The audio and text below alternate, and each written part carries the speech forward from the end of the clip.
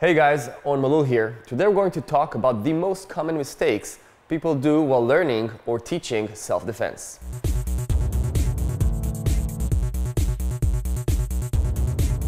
Using arm locks or wrist manipulations while training self-defense is something really common out there. Let's take a look at a couple of techniques that we see a lot and analyze them.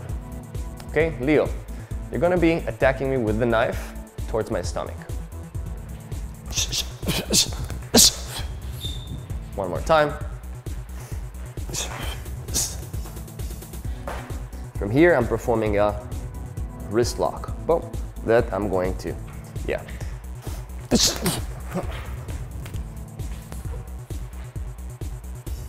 One more time. Let's see what happened here.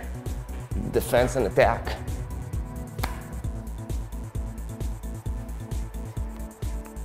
Or performing a lock all the way to the ground. Or simply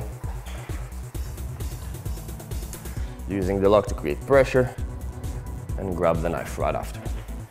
Okay, so there are so many examples we can show you on different sort of techniques when we use arm locks. For example, another one.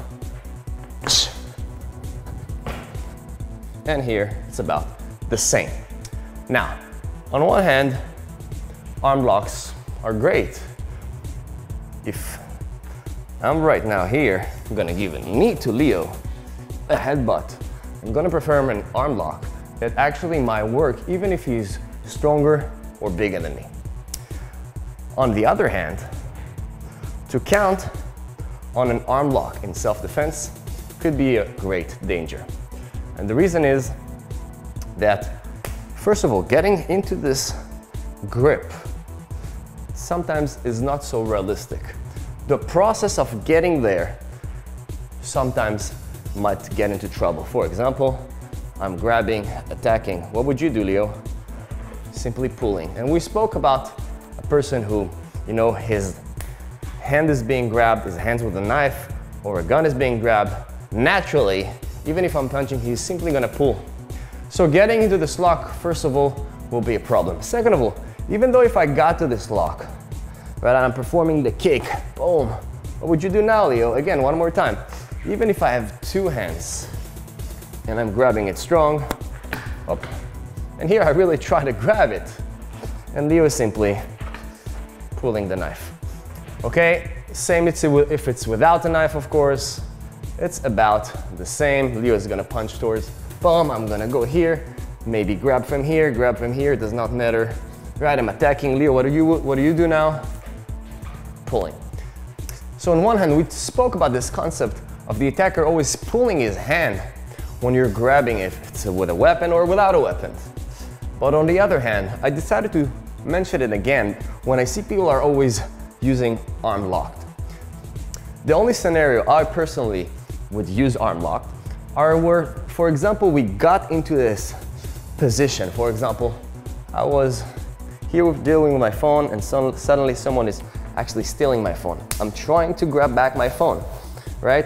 So Leo is pulling me. I'm gonna go with him, give a strike, and maybe now use an arm lock, right? He has the phone right now, and in order to take the phone, I sometimes should do something called an arm lock, and then I'm opening his hand, having the phone back. So all kind of scenario that for some reason you got into this position. If it's here, right? If it's here, you're fighting on an object, you're fighting on a knife.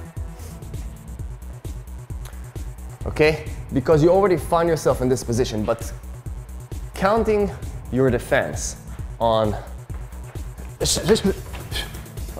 here you're in a problem. Assuming he will leave the hand here while you're punching, okay? Assuming he will leave the hand and not simply take back the knife and trying to grab those hands. So all of these will be a problem. Most safe, as we know, use wraps, use two hands, right?